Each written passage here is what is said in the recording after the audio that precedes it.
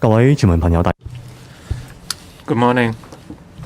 Welcome to the press conference on COVID. With us today are the Chief Executive and the Secretary for Financial Services and the Treasury. They would first speak before the floor is open for questions. Please keep your mask on and maintain social distancing. Chief Executive, please. Friends from the media, members of the public, since the fifth wave of the pandemic started in early January, it has been nearly 3 months. As I said back in early January, in face of the fifth pandemic, we did not adopt a gradual approach. Instead, we put in place the most stringent measures immediately, and we have put in place the stringent measures in the last few years to prevent local cases and importation of cases. These include region-specific flight suspension mechanism, social distancing measures, etc. In the past, they were gradually tightened, and this time they were tightened altogether on January the 7th. I understand that many individuals and companies have expressed concerns in recent months, and in recent days, some foreign chambers of commerce, financial institutions, and overseas media organizations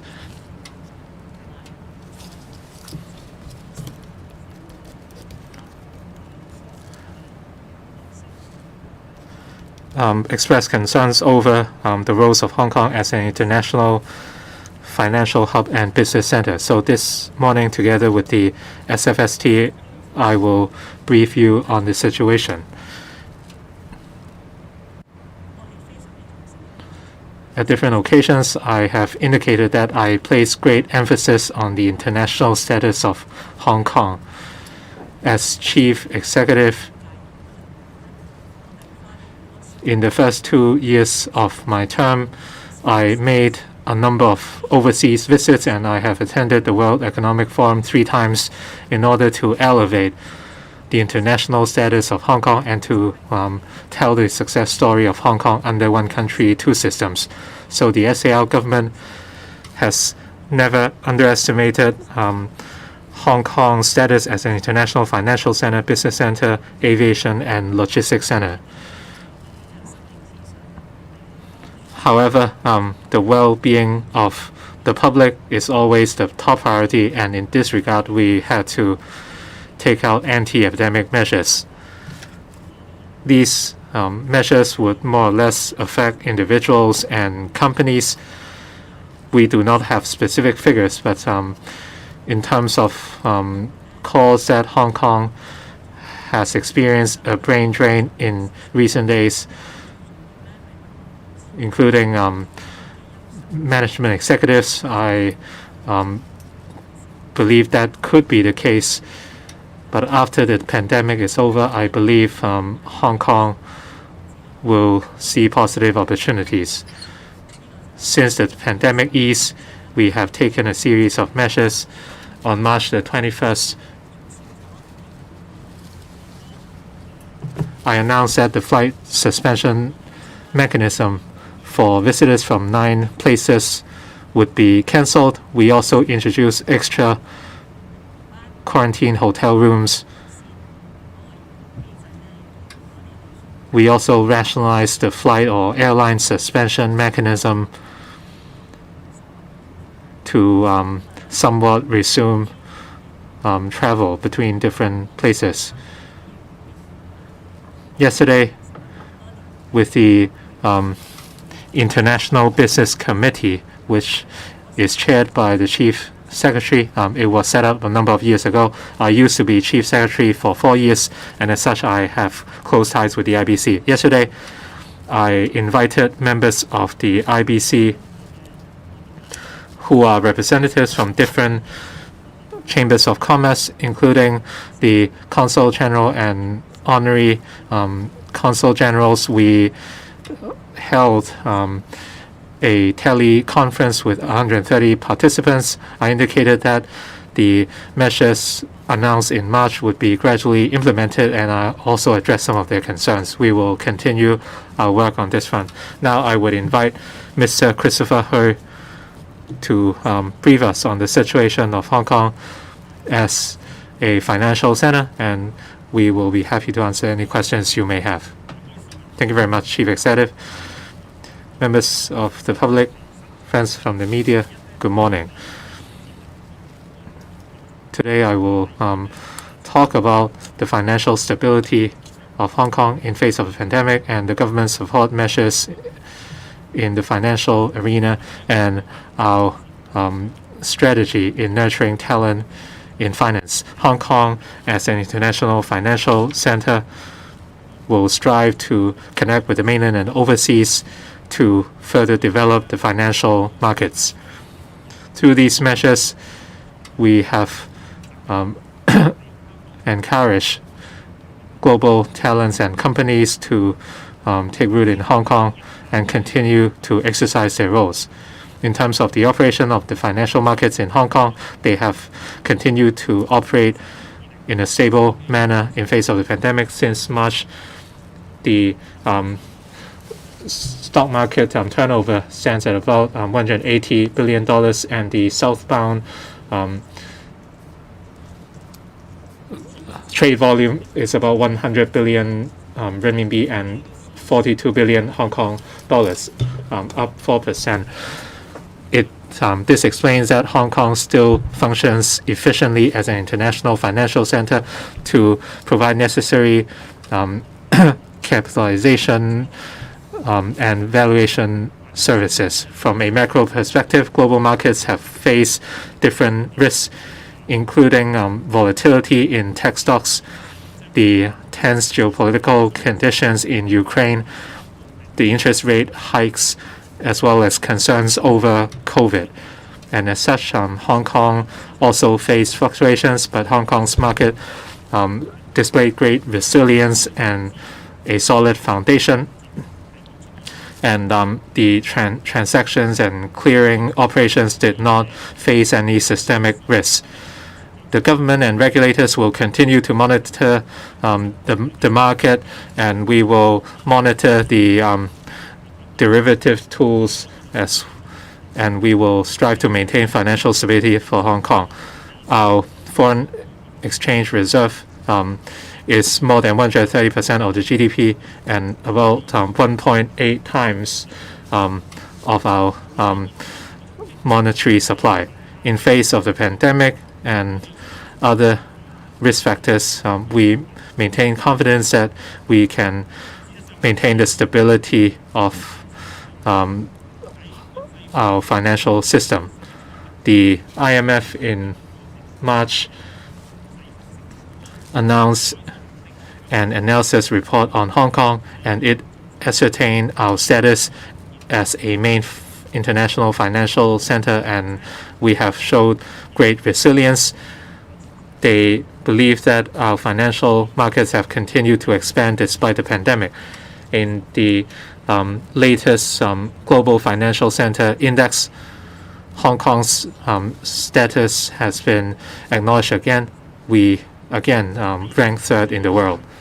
And now I'd like to talk about the government's support measures on the financial industries. The FSTB had earlier provided support to the securities and precious metals trades by offering cash support under the Anti-Epidemic Fund. Both schemes amounted to more than 100 million Hong Kong dollars. In face of the fifth wave of the pandemic, the financial services have seen relatively little losses. We decided to focus our resources on the most affected industries or SMEs. Earlier, the CE announced that a new round of employment support scheme would be rolled out, and we would look to maximize its benefit. For SMEs or financial institutions such as securities firms and asset management companies with no more than 50 staff would be eligible.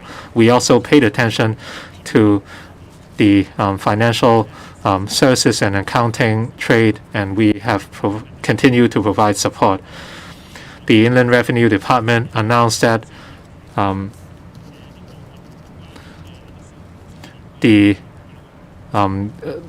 deadlines for furnishing tax returns for different types of taxes would be deferred again to relieve the burden on enterprises. The Hong Kong Exchange also updated its guidelines to provide greater facilitation to the trade. The FSTB will continue to provide coordination among different financial institutions and regulators to provide timely support. And we will continue to provide guidelines to the trade. Third, we will strengthen our policy to nurture and retain our talents. As the financial center internationally, under the epidemic, we strive to maintain and strengthen our connections with the global market and strengthen our talent pool. The chief executive has announced the interim review to fight the epidemic. A series of measures were implemented, including a lifting flights ban, quarantine period for 7 days, and also early discharge from quarantine hotels subject to RAT negative results, and also home self-monitoring. We have responded to the major concerns of the business sectors. After the announcement of the review measures, I have discussed the measures with the stakeholders, and I understand that the measures have received warm welcome from the sector. After the epidemic has passed, we will continue to strengthen the talent pool and offer more opportunities for the financial sector. The focus will be on using fintech as well as green financing. In the latest budget, the FS has announced new measures. That is to provide subsidy for green financing and fintech talents, as well as incorporating such fields in the qualification framework. We have a comprehensive strategy to develop such talents. We will help those in school to learn financial skills, and also we will strengthen those in work. Previously, we have rolled out the first schemes for new graduates. And also we have the pilot scheme to subsidize financial talents. I'm confident that with the supporting measures, our talents pool will continue to grow. In short, during the fight against the epidemic, we will continue to maintain financial stability, continue to provide support for the sector, and also we will look ahead and devise of more measures to consolidate the sector and strengthen our talents, so that our financial developments can continue. Now we will take questions. Please raise your hands, and please identify your media organization and put questions with the microphone. The gentleman over there. Good morning, Chief Executive and Secretary. I'm from CCTV. Now the mainland Chinese medicine experts have arrived at Hong Kong yesterday. So how will they collaborate with our medical staff in Hong Kong? Now every day, the daily new infection number has climbed down to a 4-digit number. So why are we using the collaborated method to fight the epidemic, and how will it help? Now since the 5th wave, there are analysis saying that the cause may be the gaps, the loopholes in quarantine hotels. Now, the flight bans will be lifted for 9 places, and the returnees will be subject to hotel quarantine. In face of that, how will the government enhance the quarantine, the infection control measures for quarantine hotels to avoid a similar situation from happening again? Thank you for your 2 questions. Yesterday, I received the latest delegation of mainland experts, comprising 7 experts. They are all experts in the field of traditional Chinese medicine. The leader is Mr. Tong Xiaolin, leader of the National Administration of TCM. He participated in treatment work in the past 2 years. They will offer helps in several areas. Together with the previous batch of experts led by Professor Liang Wannian,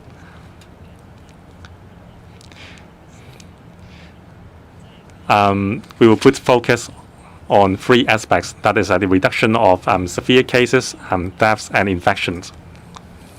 Now, traditional Chinese medicine has played an important role in terms of treatments.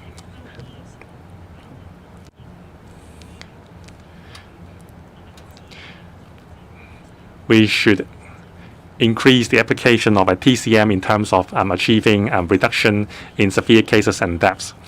2 weeks ago, we received the 300-strong medical team from the mainland. The leader of the group is a Chinese medicine practitioner. He is Mr. Zhang Zhongde, the chief of a Chinese medicine hospital in the mainland. He has joined the fight and provided treatments to patients in 10 places in the mainland. Now, Dr. Zhang Zhongde is also the deputy leader of the team. He also joined me in receiving Dr. Tong Xiaolin. Dr. Zhang told me that during the past 2 weeks in the AWE Community Treatment Center, his team has been providing treatments together with our HA staff. It is very inspiring in terms of future TCM development. First, it is a breakthrough that the same patients would be consulted with both Western and Chinese medicine doctor, and also both doctors would make wards together. And also, the prescription will be decided by both doctors. And also, the doctors would discuss the treatment course and developments of the patients together. This is something very rare in the past in Hong Kong. Our public medical healthcare system is comprised with Western doctors, and Chinese medicine doctors are serving the private market. The collaboration between Western and Chinese medicine doctors can help us achieve the 3 reductions goal, and also it will chart a new path forward for TCM development. We will arrange discussion and exchanges between TCM experts from the mainland and our local practitioners to listen to the views on TCM developments in Hong Kong. With the declining number of cases, there are 2 priorities. First, prevention of infection. Second, speeding up convalescence of patients. In these 2 areas, traditional Chinese medicine may serve a better purpose than Western medicine. The characteristic of TCM is a prevention of disease. So in terms of preventing infection, it is very effective. Now, the Chinese medicine faculty in the Baptist University has invented a new concoction, and it is now being prescribed. We Chinese always say that we have to in order to recover after major operations, we have to resort to TCM. So we will apply TCM in terms of to help recovery. 提供緊俾 DHA under the 18 Chinese medicine clinics have been providing free treatment courses to patients. They will receive 10 free visits. The mainland Chinese medicine experts will play a significant role in epidemic control in Hong Kong.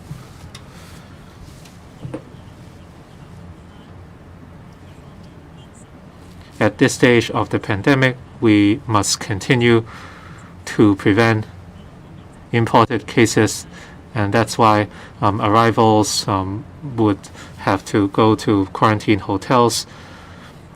But we must also allow residents, including those from the 9 specific places, to come back to Hong Kong. And as such, the flight embargo from these places would be cancelled from April the 1st. Residents who have booked a quarantine hotel can come back afterwards. We have very strict requirements on quarantine hotels. They must observe all the necessary requirements, including ventilation, etc.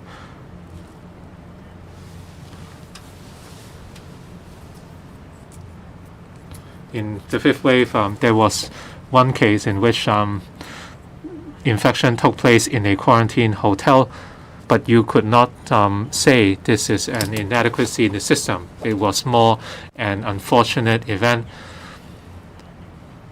A quarantine person who, towards the end of his quarantine, was infected by someone else in the hotel, and as such, that person entered the community with the virus. But nonetheless, we have requirements in place for all quarantine hotels, and we would also monitor the implementation of such arrangements. Next question, please. The gentleman in red on the front row. I'm from AM 730. Under the pandemic, both overseas companies and local merchants are suffering. In recent days, some restaurant owners took out advertisements requesting the government to lift the gathering prohibitions and the border controls. Some experts have proposed a roadmap for life to return to normal after the social distancing measures are gradually relaxed. Is there a timetable for lifting the requirement of wearing masks or gathering prohibition? That way, the public would have a clearer idea on the government's plans. During winter solstice in 2019, the LCSD and police threw away the belongings of the homeless in Shen Shui Po. The Small Claims Tribunal awarded the case in favor of the homeless people. Would the government apologize to these homeless people, and would you urge the government to be more respectful towards them? And would you provide additional compensation? Chief Executive,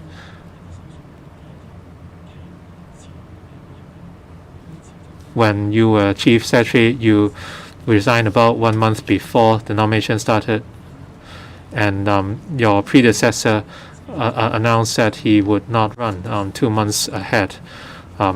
Sunday will mark the start of the nomination period. Would you tell the public clearly whether you will or will not run for the next Chief Executive? You would not give an answer. Can you tell us why? For the third question, I have answered it a number of times. The nomination period for the next CEE will begin on April the 3rd. My only priority is fighting the pandemic. I have no other answers for you. Your two other questions were about the impacts faced by local merchants, and of course we are aware of that, and we have provided a lot of support measures. We have rolled out 6 rounds of the AEF. They were implemented swiftly, and funds were dispersed efficiently. We rolled out the 2022 Employment Support Scheme as well, and this round mainly targets SMEs. Like Mr. He said, in the financial arena, we would no longer offer support to the big enterprises, but for those with less than 50 employees, we will continue to offer a wage subsidy. As for the future roadmap in epidemic control, of course, this would relate to the state of the pandemic. On the 21st of March, I have offered a roadmap which would be useful to the public. That is, if the pandemic continues to show a declining trend, as we saw in the last few days, from April the 21st, most social distancing measures could be gradually relaxed across 3 months in 3 phases. And not many measures would remain in the 3rd stage, but apparently the gathering prohibitions and the requirement of wearing masks will persist for some time. We will announce details of the relaxation soon, so please stay tuned. As for the case you mentioned, it falls under the ambit of the LCSD. I believe they can address your specific questions.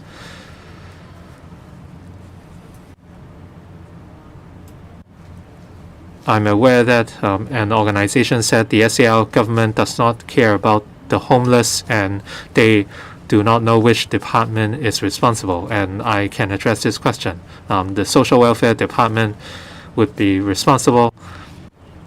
I used to be director of social welfare for about 3 years.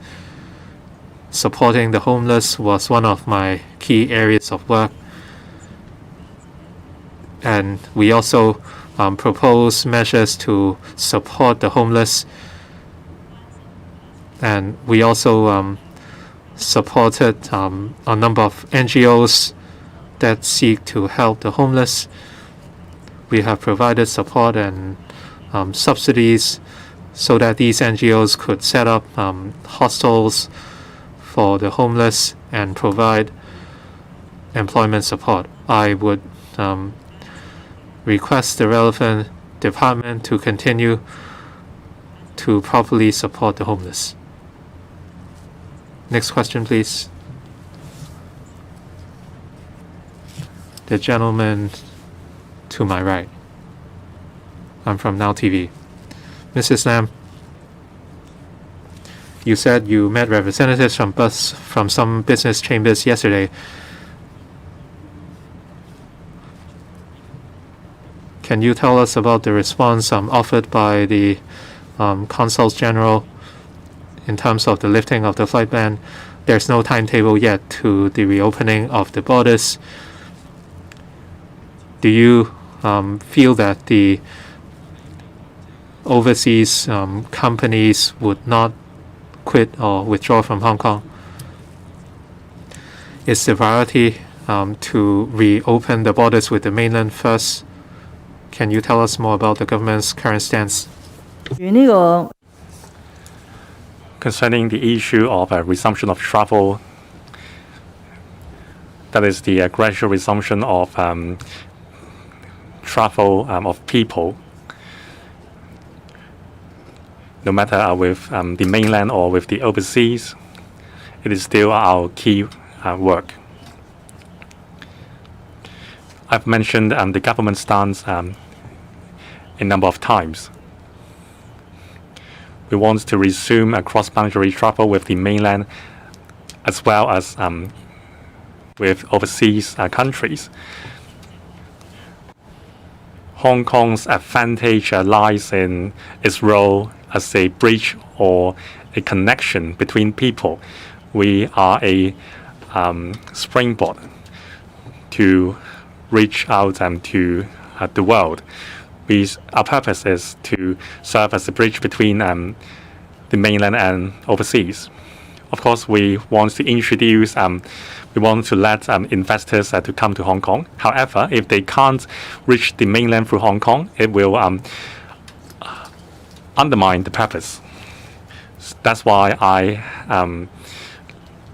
learned from the IBC that our value to foreign investors lie in our role as a bridge between the world and China and the nation. So actually, we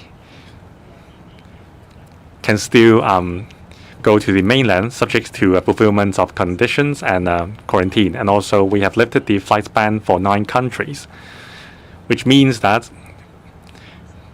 people from different countries can come to Hong Kong if you have fulfilled the pre-boarding arrangements and also the post-arrival quarantine arrangement. So in terms of which one would come first, it depends.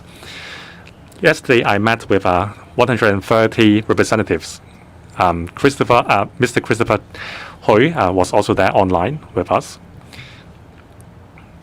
The business sector welcomes the measures announced earlier on. Some participants consider that we should do more. They would prefer a home quarantine rather than hotel quarantine. We explained that we cannot do that at this moment. Recently, many overseas countries have relaxed their measures and it posed a risk. And the participants told us their concerns over education and also arrangements for international schools after resumption of in-person classes. They emphasized the importance of resumption of cross-boundary travel with the mainland. As I've mentioned, that is the most important factor. So the atmosphere at yesterday's meeting was harmonious and pragmatic.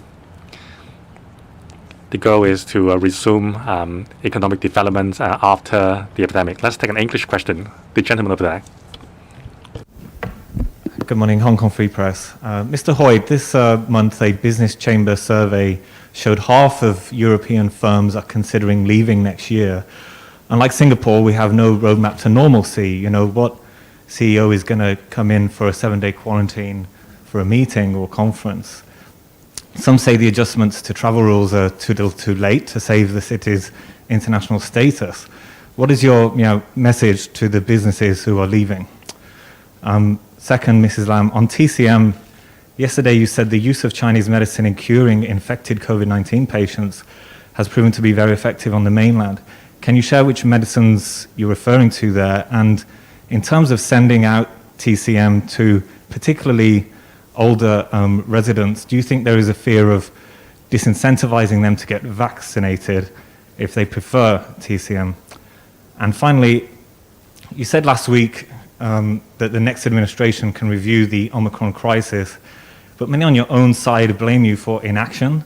Last year, with among the highest death rate in the world and 7,000 dead. At the end of your tenure now, have you any regrets on COVID or things you would do differently? Thank you. I'll answer the last 2 questions, and then Chris could supplement on the situation of the business sentiment. Now, about the use of traditional Chinese medicine, this is not something new in Hong Kong. Being a predominantly Chinese community, many of us actually use Chinese medicine at various stages of keeping ourselves healthy or for rehabilitation purpose. But in tackling COVID-19, because our focus is now on preventing critical illness and preventing deaths. So as I have just mentioned, in our public hospital system, so far, is mainly the mainstream is Western medicine. We don't even have one single Chinese medicine hospital. We are building one in Jiangguangou, but we did not have. There is a certain degree of application of Chinese medicine on a very small scale in our public hospitals, But the fact is, the development of Chinese medicine in Hong Kong has been constrained by many factors because of the history. But it doesn't mean that it is not effective. Well, in the mainland of China, I was told by the experts, I read a lot of literature, then how they are able to cure critically ill COVID-19 patients. There was a figure given to me yesterday, but I couldn't recall it now, that many of the serious and critical cases in various provinces during the last 2 years of the epidemic have been treated effectively through application of Chinese medicine. And the experts that we have invited to Hong Kong will certainly give us good advice on this. We already have a 2 weeks experience of some Chinese medicine practitioners curing and looking after patients, especially elderly patients, at the Community Treatment Center at the Asia World Expo. Now, you asked specifically about our sending traditional Chinese medicine to all residents and whether this would disincentivize vaccination. The proprietary Chinese medicine tablets that we are sending in the anti-epidemic bag to all the households in Hong Kong are for treatment. It's just like Panadol or paracetamol. It's not for prevention, okay? So vaccination remains the most effective means to prevent an infected person becoming seriously or critically ill. There is no contradiction whatsoever between the two missions. One is to give Hong Kong residents some sort of safeguards. When they fall ill, they could have paracetamol, they could have this proprietary Chinese medicine to cure, especially if they have mild fever. Second mission is to continue to encourage vaccination, especially amongst the elderly and the young. And this is very welcome. I have to tell you that the proprietary Chinese medicine are very much welcome by the people of Hong Kong whenever we go out to distribute this supplies donated or given to us by the central government. We are all saddened by the large number of fatalities in this epidemic. And that's why we are doing our utmost in order to safeguard the health and safety of the Hong Kong people. We have a long list of measures that we have introduced, we have improved, we have enhanced in order to safeguard the health and safety of the elderly people, and we will continue to do so.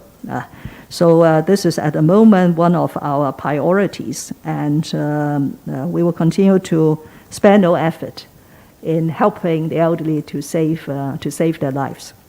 Chris. Thanks, CE. In response to the questions regarding what are the messages that we want to convey to the business community, I think there are two. Firstly, in light of this COVID situation, which is a global phenomenon, I think similar to every other jurisdiction, we are doing our part on various fronts to deal with it. And with response to many of the comments that have been made by the business and in particular the financial service sector regarding some of the measures that we put forward, I think as highlighted by Chief Executive, we have announced a series of streamlining measures as highlighted. And based on our frequent interactions with the business and commercial sector, they are very much welcomed and well received.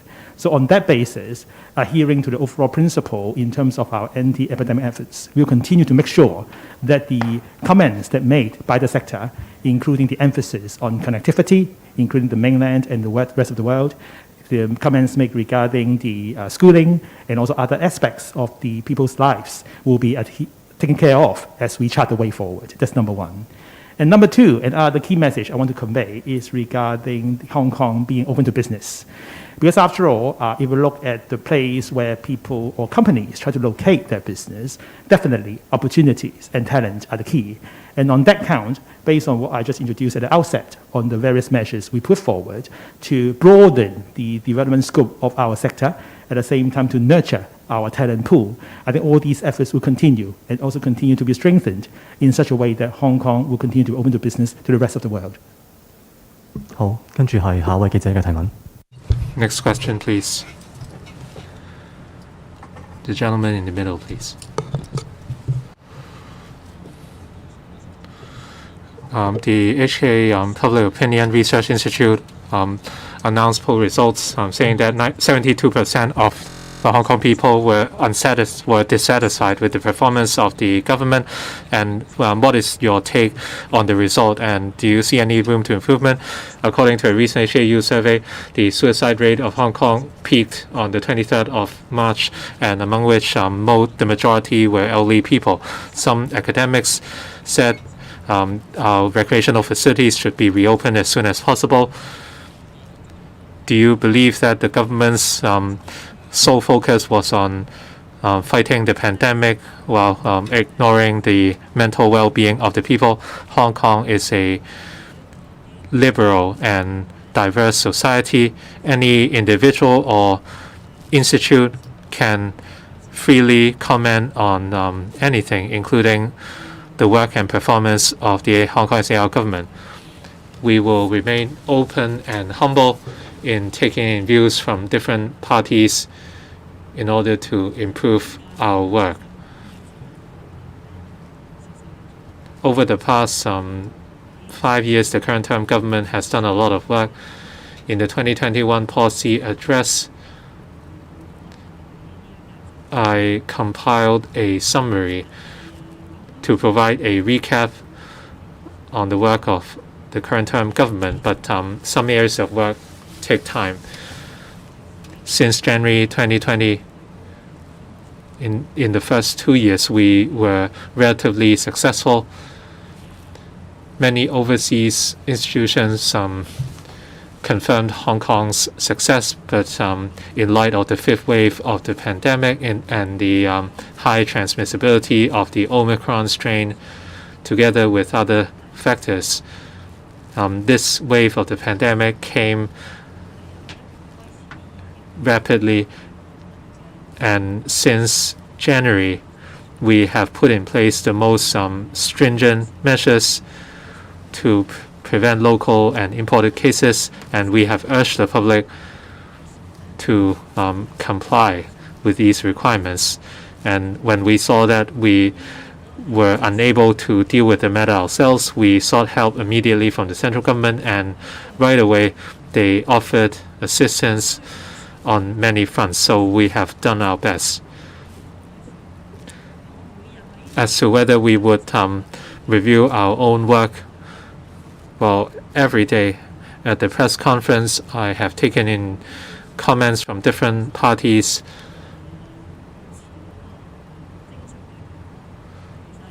For the public to maintain confidence and positive mental or good mental health, we need more positivity from the community. That's why we have called for everyone to disseminate positive messages, and that the government has expressed care for the public. I hope our society can instill more positive messages and continue to fight the pandemic together. You could volunteer to help distribute anti-epidemic kits and call your relatives, friends and neighbors to see what they need, and the media could report more positive stories. RTHK 32 became a dedicated channel for anti-epidemic information. They have came up with a lot of very positive reports and stories. These would help the public face the pandemic and enhance their resilience while maintaining confidence in Hong Kong. Next question, please. 有晒呢位女記者，唔該。早晨啊，TV This is TVB.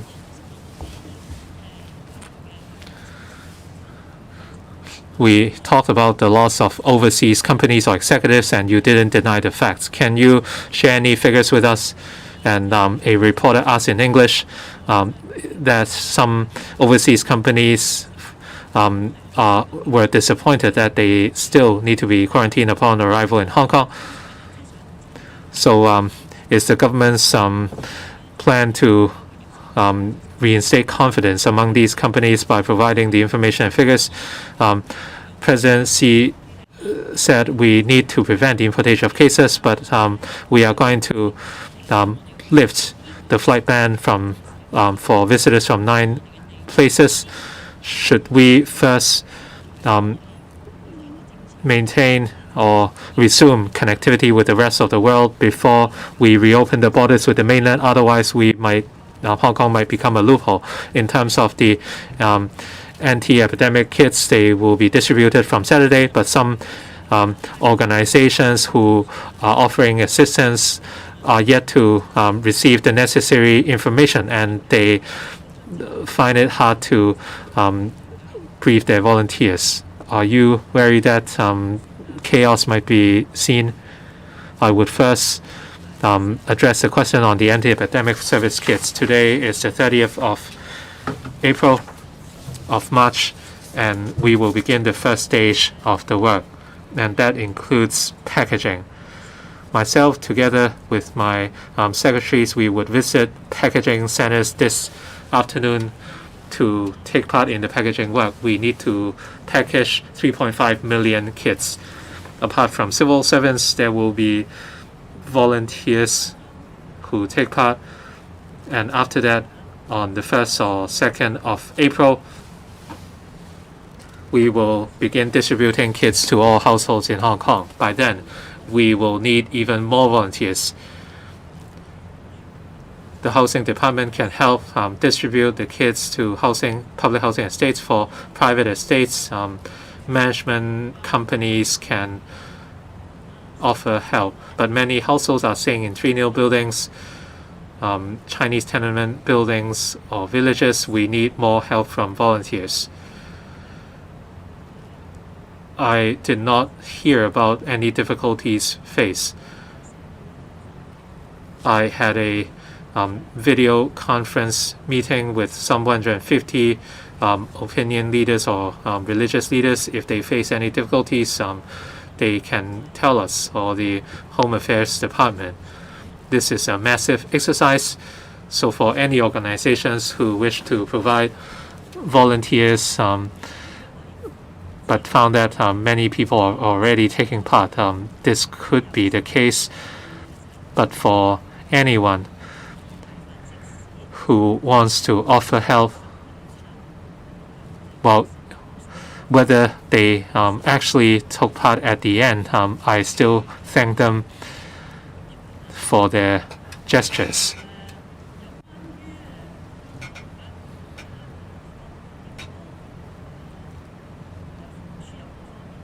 As for preventing the importation of cases, this continues to be our strategy.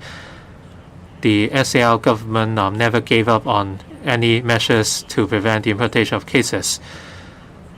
But the flight ban, which has been in place for 3 months, was a very strict measure. It could be even more stringent than measures on the mainland. We have not allowed Hong Kong residents to come back.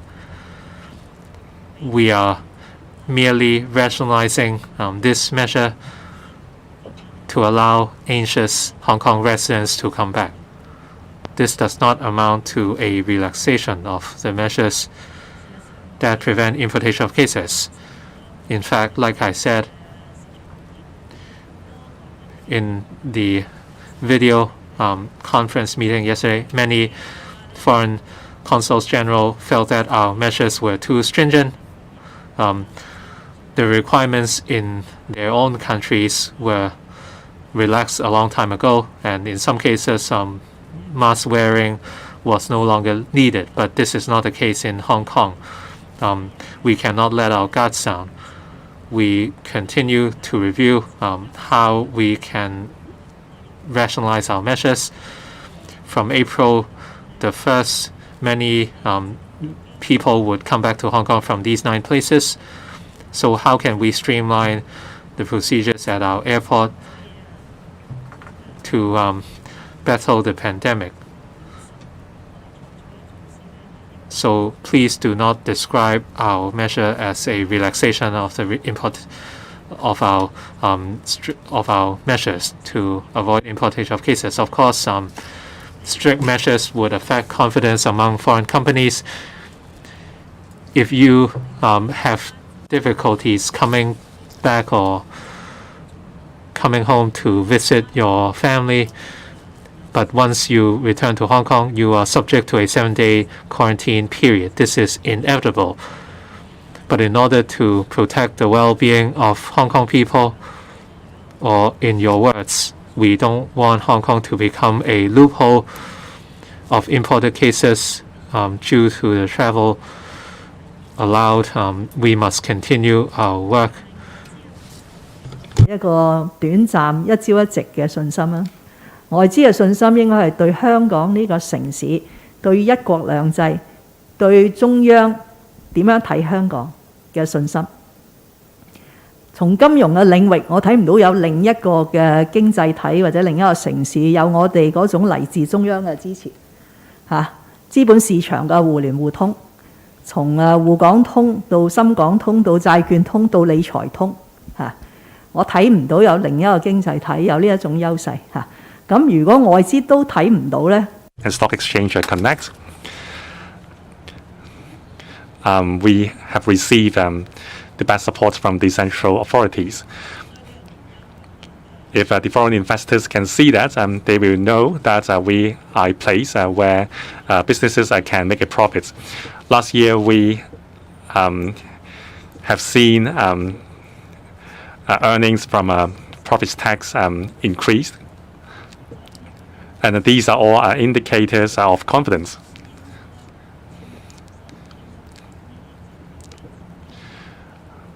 As a part of Hong Kong, we should report these positive indicators. In terms of talents,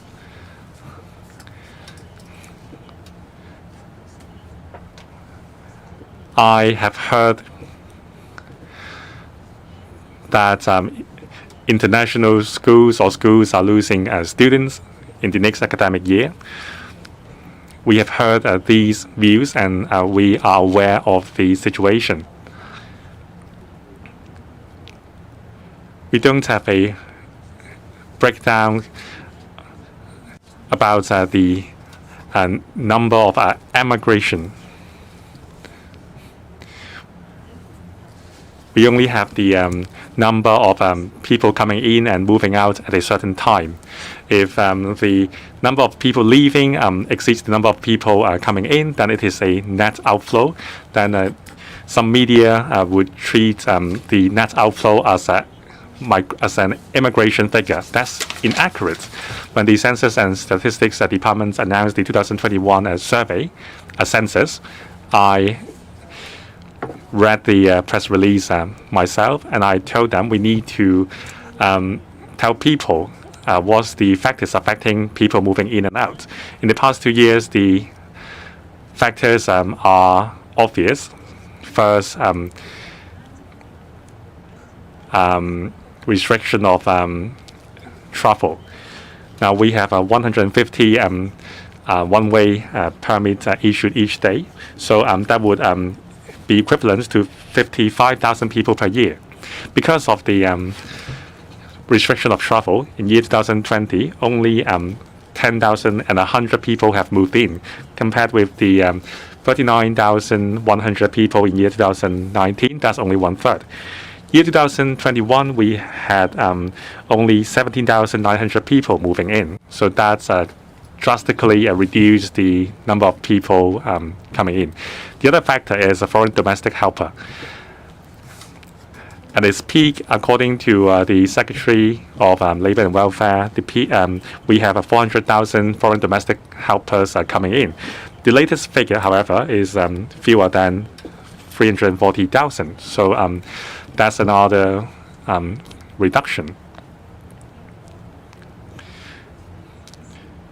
So the net inflow and outflow figure is not accurate in telling us how many people have emigrated. For example, starting the 1st of April, when people from 9 countries will come back, according to my figure at hand, there will be some 2,000 people coming in. Today, it is just 200 or to 300 people. So does that mean that people are feeling very confident and they are coming back? So you cannot treat the net inflow figures as indicators of confidence. You should refer to two figures in terms of whether Hong Kong is still attractive. First, the talent scheme. We have a very high standard for the quality migrant admission scheme. We have 1,000 quota places each year for those who have received a lot of awards, say elite athletes. They will be admitted to Hong Kong. In my term of office, I have increased the quota places 2 times. In year 2020, I increased the number from 1,000 to 2,000. In year 2021, I increased the number from 2,000 to 4,000.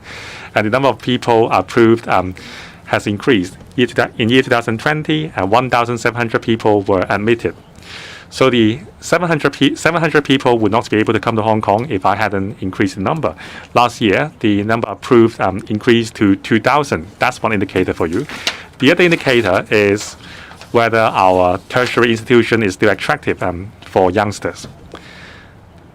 Despite the strict travel restriction measures and the quarantine measures,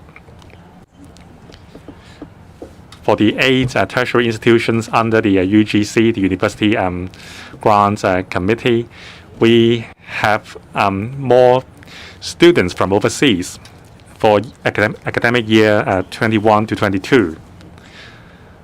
Of course, there are more mainland students coming to Hong Kong rather than those from overseas because of the flight bans. So these two sets of figures are meaningful. That is our attraction for talents and elite students. We are still very attractive. That's why I believe that Hong Kong is still a talent pool. However, talents are mobile. They can come and go, and they can also return. So the most important thing is we are still attractive to talents. So I'm very optimistic in terms of the future development, including financial sector. So this is that's it for the press briefing, and see you tomorrow.